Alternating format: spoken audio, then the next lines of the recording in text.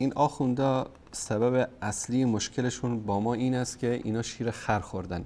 اینو من نمیگم، توهین محسوب نکنید. احمد جان میتونی نشون بدی این صفحه رو؟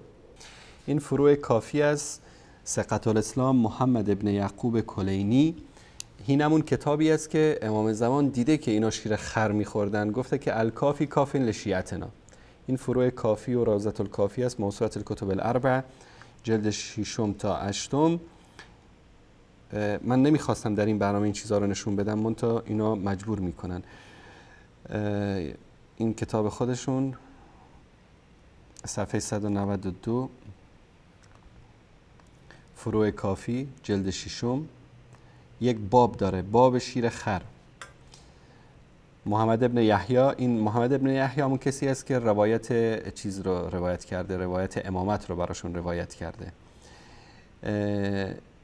اینجا میگه، اینم به کی نسبت میده؟ به ابی عبدالله امام جعفر صادق. میگه که نهار خوردم با امام، بعد ایشون پرسید میدونین چی بود که خوردیم؟ گفتم که قلت لا، گفتم نه. قال هذا شیراد الاتون، این شیر خالص خر بود که خوردیم. روایت 9107 در اینجا هم میگه که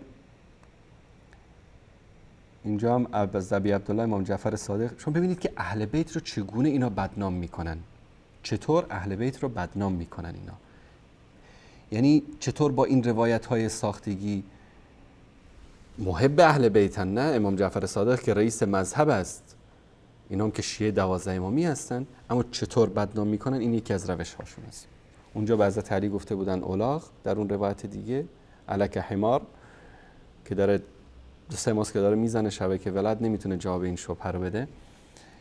در اینجا روایت 9108 هم همین است که از ابو عبدالله پرسیدم که در مورد شیر خر نظرتون چیه؟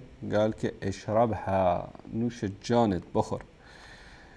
بعد در اینجا از ابی جعفر امام محمد باقر هم روایت میکنه که سألت عن شرب البان الاتون، در مورد شیر خر پرسیدم فقال لی لا بأس بها. این آخوندا، این مراجع شیعه، اوضاع علمیشون هم خودشون شیر خر حتما میخورن و هم به این آخوند بچه‌هایی که اونجا میرن آخوند میشن آخر به اینا شیر خر میدن، چون اگر شیر خر نمیدادن ملت ایران رو به این بدبختی نمیکشیدن و جهان اسلام رو به این حالت نمینداختن.